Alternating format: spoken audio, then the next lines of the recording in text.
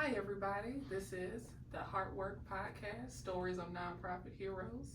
I am Carlisha Harris, and this is my amazing co host. Hi everyone, my name is Stacey Lewis. Glad to be here also.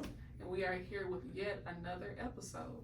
Today we have the one and only Gilberto Herra, and we're going to just kick it off, diving deeper into his background, into how he got where he is now. If you don't know, Gilberto is a guru in branding and marketing, and he's a beast at what he does. So, without further ado, take it over. Thank you. Your check is in the mail. So thank you for saying that. First and foremost, before I get into my story, as I told you guys, the work that you guys do, sometimes it can be thankless. But people like us, we gonna make sure you guys get your just due. So we appreciate everything your organizations do and what you guys do for the community. Thank you. And soon you'll soon see a light on you all that won't be able to be turned off. So I appreciate each and every one of you that's in this room, and Jabril in the background too. So for those that don't know me, my name is Gilberto Herrera. Actually, as you mentioned, my background really is in sales. So people know me for marketing, but I'm a better salesperson than I am a marketer. I got into the field because I was selling marketing, and when I tried to get out of the field, the people that I was doing work for was like, hey, I know you don't work for that company no more, but can you still help us? So I had to figure it out on my own. I was trying to run from it, and it was mainly because I just, had years of experience of dealing with people at a high level and just treating people well. That takes you a long way. But that's really how I got my start in marketing, just being in sales for so long. Okay. That is awesome. And I've been to so many of your events that you put on in the city of Birmingham. And first, I just want to say thank you for the work that you do, because you inspire so many people, even at times that you may not think that you do. So let's just jump on in a little bit further. Tell people the why behind what you do. Like you told us kind of how you segue into it, but why do you continue to do it? How does it benefit everyone around you, including yourself? Yeah, so, being in Birmingham for so long, the late great A.G. Gaston always said, you find a need to fill it, but I don't like that one as much as I like the next one I'm about to tell you. He always said that there's no black power without green power. So if I can help you consistently earn money, what does that do for your life? Not only is your business going to thrive, but it's going to change the way you live. So my mission is not really to help people build marketing, to be good at marketing. My goal is to help you free yourself from the day-to-day things that bother you. So my marketing career started by selling big marketing campaigns, but now it's evolved to the point where I try to automate as much as possible marketing-wise for all of my clients, so that I can remove them from the day-to-day work, so that they can do whatever it is they want to do, whether that would be, start another venture, or be at home with their family, or if they want to be on a golf course every day. We were put on this earth to be free. Everything that we do now is man-made. The jobs we work, the things we do every day, that's not us by design, and that's the reason why we're so stressed. And that's the reason why, we feel like we're not doing enough. It's because we feel like, we got so many pressures of the world on us to feel like we got to perform at this high level. Well, really and truly, man, you need to be chasing freedom. That's what you need to be chasing, not money. The money is easy to get. I'm telling you, take it from me. It's the same effort you put into making $100. It's gonna take you to make $100,000. You just have to know the system and the way to do it.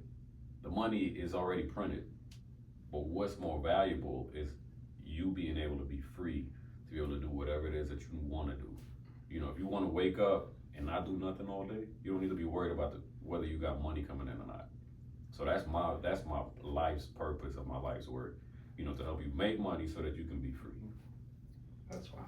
So you talked about automation and living free, so you don't have to be in front of your computer all day. I saw a lot of this happen in the way wake of COVID. I was still a junior in college at this time, but Hard to believe that.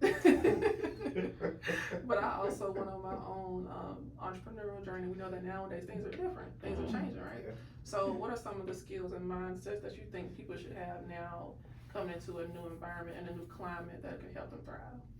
Even though the world is evolving, the same skill, you still need the basic skills. Mm-hmm. If you want to run a business or you want to be successful in a career, you need to stand out. So you need to build a brand, all right? Mm-hmm. It's more crucial that you do that today than ever because there's so much competition. Yeah. I applied for some jobs just for the heck of it the other day on LinkedIn because they keep recommending me jobs. Right. And when I got to the interview, I had to tell them to stop, and they still reaching out to me like, hey, we've reviewed everything you do. They hadn't even had a conversation with me, but just based on how I structure my brand and what I got out there online and everything they saw from me, that put me ahead of other candidates that are probably better than me for that job, but it's just based on how I look and how I present myself. You need to be able to sell and negotiate. Yeah. AI can't help you go get in front of someone and show them why you're valuable. That's right. Maybe via email Mm-hmm. or thing, but when you're in front of that person, that human to human interaction is still valuable. And if you want to run a business, of course, you need to be able to get money. You need to be able to have a system in place to be able to manage the business frequently, consistently, the same way. So you need operations, right? And then, of course, you need to know how to manage your money so that That's right. You can continue to make it grow and keep your expenses low. That's good. That's real good. You kind of answered a little bit of the question I was going to ask you next, and it was going to be built around, can you give advice to aspiring entrepreneurs and how to navigate this system, this world that we're in?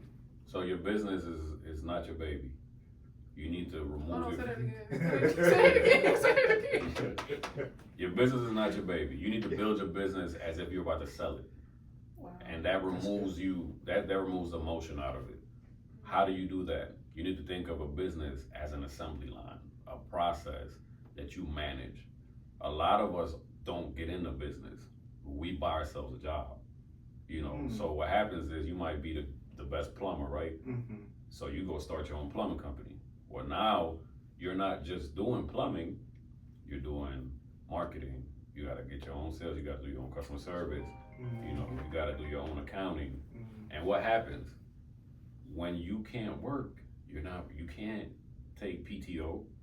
You can't take vacation days because the money stops coming in. But if you systemize your business from the beginning in a way that you don't necessarily have to be involved with the day-to-day. Like I have a system that can pretty much automate your outreach and your client contact until you show up to them. So that not only saves you time, but it also saves you money. Mm-hmm. So you just have to think of a business as a process that eventually one day if somebody came in and said, hey, I want to make you this offer, you can just hand it over to them and it still works the same way. Wow. That makes a lot of sense.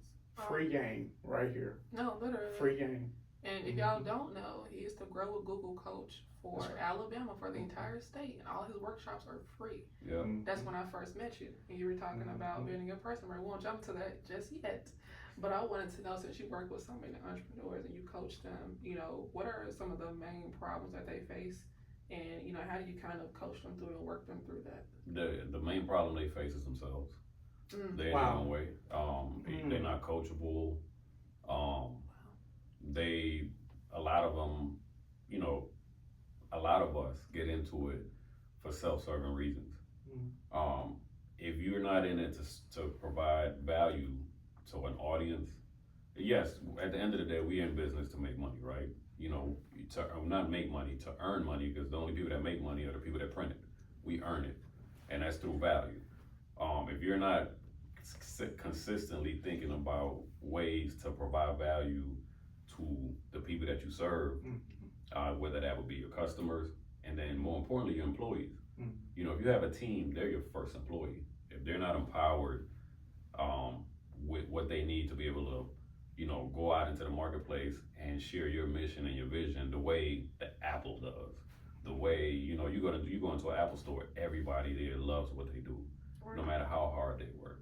You know, if you go to a Publix or a Chick-fil-A, you know, their attitudes are great. That's because of the way the business is structured. But what I find a lot of the times is a lot of us don't invest in our, you know, when we start earning, we don't invest back into the business. We start taking it out and we start doing all the things that we feel like we weren't able to do. And then you go through feast and famine. You up one day, you down one day, you up one day, you down one day.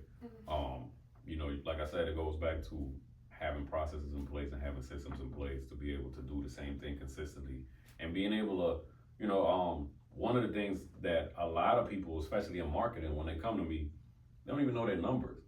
You know, and I'm like, all right, so if I send you X amount of traffic, you know, would you be able to handle that? What's your closing ratio? You know, what's your customer lifetime value? You know, these little numbers like that. You know, what's a customer worth to you? They don't know none of that. So the hardest part about my job is the education piece that goes before into what I do. Because you don't pay me for education. I'm gonna give you everything, all the game for free. What you pay me for is to implement a system that frees you up from the day-to-day marketing wise. You know, so you'll never hear me hoard any resources or information because it's all out there on YouTube anyway. True. So, you know, there's not a lack of education out there in the marketplace. So think about what will people pay you for. And then of course, another thing that I deal with a lot with especially with our people, we sell ourselves short. We want to be the lowest. We want to provide the lowest price, and it's like, okay, so if you selling this for $50, right? But so I'm use luxury example, right? Saks sells a T-shirt for $300, right? You got the same quality, the same, you know, you can provide the same, pretty much everything, but you want to sell yours for 50. You know, so it's like, why do you feel that way? Well, you know, I don't think mine can go for that. Okay, so what if I find your same factory, same people, and hire them, and then I can order it in bulk bigger than you. So because my cost of buying it is cheaper, I can sell mine for 40. Same shirt. Then what you gonna do when we get to zero? You see what I'm saying? I teach my people to increase their prices so that they can provide more value. So for instance, I'm working with a young lady right now. She has a branding company. I'm taking her packages. She from $500. Now she's selling packages for $5,000. So how do we do that? We came up with an offer so good, it's hard to say no to, because she's providing maybe $20,000 worth of value for $5,000. So you see what I'm saying? Gotcha. So when you anchor it at 20,000, the 5,000 doesn't seem high, because I'm getting all of this and it's only 5,000. But people don't know that she was just selling $500 packages. So what does that do? She can find that's gonna attract better clients for her, and she can do one of those a month and be happy. That's good. And you spoke to how getting the business owner out of the way, which Getting them out of their own way. Out of their own way. That just sounds like a challenge. It is, and I'm gonna be honest with you, I don't have the patience to deal with that. I have a strict screening process before you get to me, and you know, if you don't even want to go through a questionnaire to help me help you, and you click off of it, then you're not the type of person I want to deal with anyway. Yeah. Because I need to know certain things to be able to help you, so that we can put things in place. Or when we have a strategy call or consultation, and I'm asking you certain questions, and you don't even want to answer them, then that lets me know that, you know, what you thought you was just gonna come in and then of course a lot of us have a leadership problem too. You know, I hear a lot of our people that work for people that look like us that get treated badly. You know, because they want to be bosses, not leaders. So that's another one. So that's a huge one right there. Yeah. So if your business that's huge. If your business is not reaching the level that it should, it's because of you. It all falls back to the leader, no matter how you slice it. You can't put the onus on your people. You can't say the customer is this and that. No, it goes back to you. You need to look in the mirror and ask yourself, why am I getting the results that I'm getting, and what can I do to change this? That's good. That's so good. Mm. That is so good. I'm still marinating. I know. On the workforce trauma. I actually have been through that quite a bit. Do you ever speak with your leaders about, when they hire people on, how to, do you even dive into that at all, or you just strictly to the marketing piece? Strictly to the marketing. So one thing I learned also, and I just wrote a blog on this, I could do that, but then it's gonna take me away from what I'm really good at. I have friends that specify in like HR consulting and things like that. So shout out. I don't know if you've interviewed her, Shayla Townsend, with the Townsend Group. And she also has Majestic, I believe that's her spot. You're next. She's been on Mogul Mission, but we gotta get on Heartworks. Yeah, so she does that piece. Okay, got it. So I let her deal with that because they're not gonna like me when I come in. So I'd rather my expertise is to help you stand out, attract the right customer at the right time with the right message. Got it. That's really good. That's good. So I know when I first met you, it was a workshop about marketing and stuff. You actually helped me quite a bit in my early career, just how I showed up to places and how I carried myself. But when you're working with your entrepreneurs, how much work do you put into helping them build their personal brand aside from their professional brand? That just comes with the territory. A lot of the times it just happens. They come to me because of their business. I think I need to just build out something like a system for personal branding. Because I reinvented myself. A lot of people don't know. I'm from Panama. My family used to work for the cartel. Grew up in Brooklyn, New York. Was in gangs, sold drugs. If you go to my Instagram right now, one of the pictures that's pinned is me at 17 with guns in my hand. My TED Talk was about that. Where I talked about the influences of the environment shape who you are. Whether you know it or not, you're being mentored by someone, whether good or bad. And I was being mentored by my environment. It was easier for me to get a gun than it was to get a book. So, but based on how I move now, you won't even know that because it took years and years to get to this level. And I learned early on that having a strong personal brand will get you in rooms that sometimes the work won't. Just by how you position yourself. And people are gonna look you up on Google and they're gonna do research on you. So you make sure that you be intentional about what they see, control that narrative, and just that alone will get you in the door. I've heard you speak about that before at one of your events about making sure that what they see is what you want them to see. Absolutely. How important is that to you as you are coaching people, working with people? Do people understand the significance in the way that you are presenting it to them? It makes sense after a while, but of course, I have business owners who use their personal page, not even their business page, and they post provocative pictures of themselves and things like that. And I'm like, all right, well, you trying to take it to a different level. So if I took you to Alabama Power and I sat you in a boardroom and we put a contract in place and they looked you up, is that someone that they would want representing their brand or their company? Is that someone that they want to be aligned with? You see what I'm saying? Yeah. So a lot of times it's not even about us. You got to be selfless enough to understand that in order for you to get to a different level, you got to do things differently. I like to wear Jordans and t-shirts most of the time, but I can't walk in the C-suite of Shift like that. They're not gonna take me serious. I don't care what nobody tells you. People judge you, and you only get one time to be judged for the first time. And that alone could cost you an opportunity of a lifetime. Wow. That's right.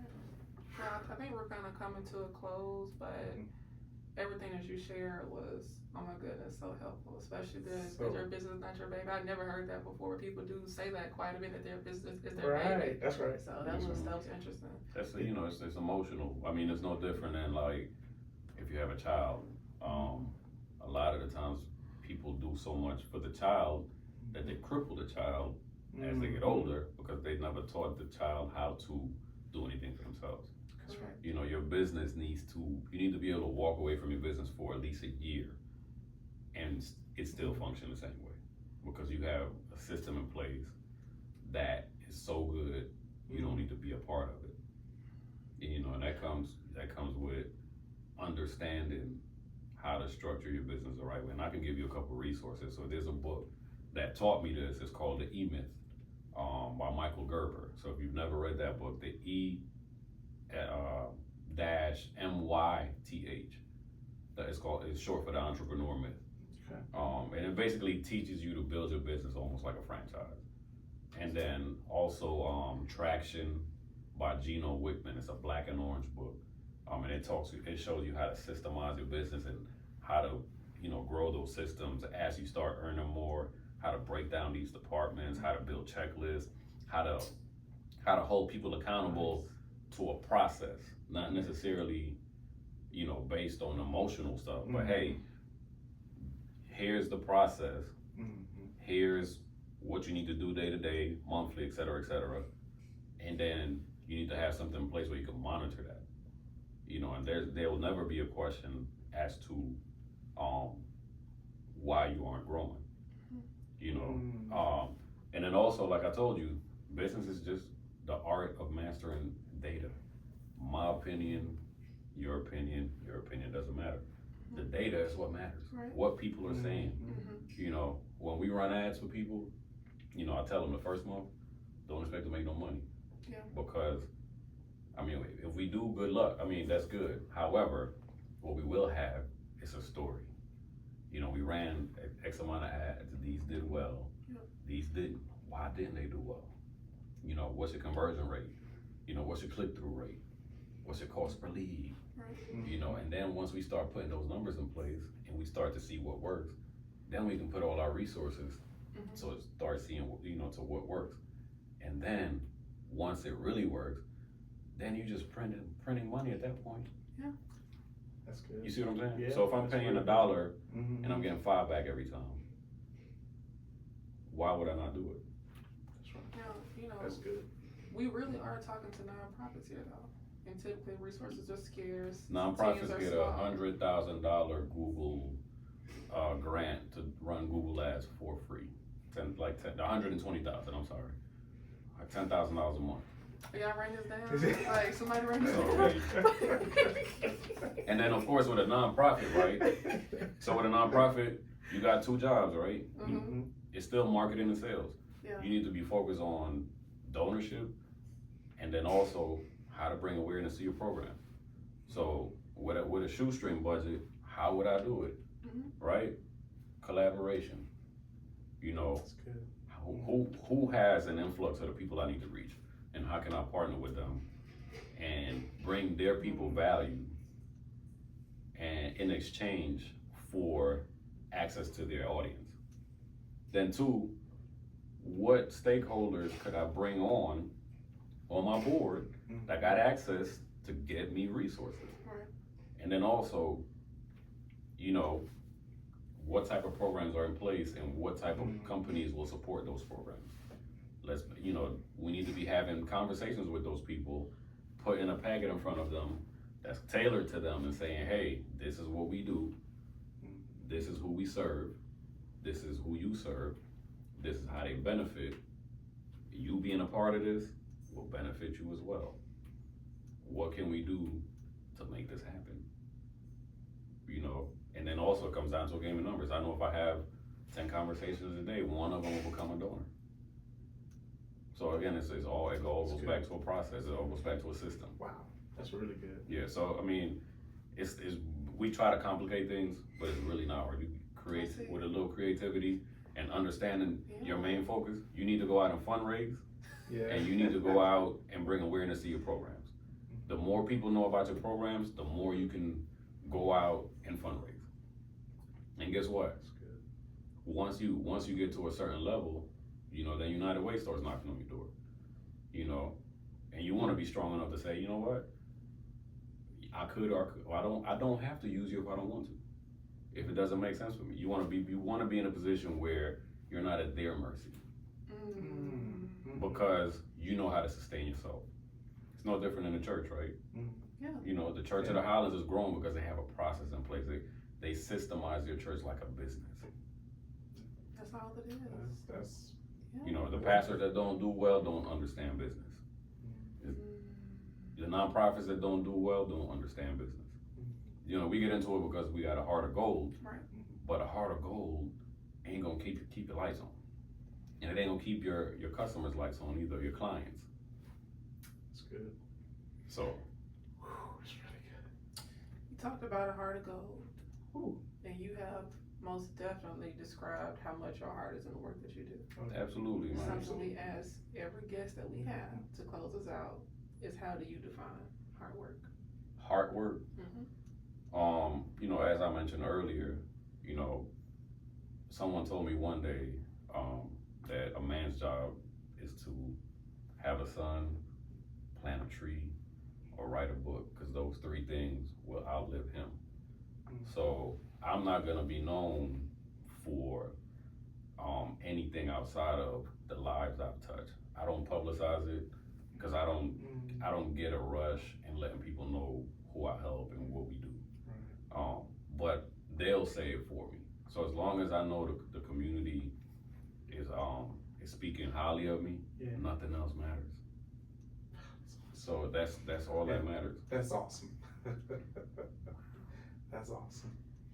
So Thank you so much man, thank y'all for for having me. accepting our invitation to come. Thank y'all for having me, and I'll be back anytime you need me. Absolutely. Oh, we gotta have a follow-up to this. Definitely, 'cause we're not done. We're not, we're so far from done on this Yeah. one. And again, like you said, my classes are free. Yes. So if all you gotta do is find my name online, Mm. you'll be able to find. I do at least 2 classes a month all over the state. They're all free. And not only that, you get access to not just the training and the information, but access to free Google tools, free certifications, you know, a bunch of stuff that you otherwise wouldn't even know existed or had access to. And you know, that's the difference between, you know, you being where you are and where you want to get to. You know, I'm that bridge that you can cross to get to where you want to get to. So start stepping on me. That is so awesome. Thank you so much for being here. We know you're busy, and we really do appreciate you taking time out to sit down with us. Man, thank you so much. Thank y'all for having me. We Yes, appreciate sir. it. Thank you. Thank y'all for tuning in. Catch us you. next time. Bye, everybody.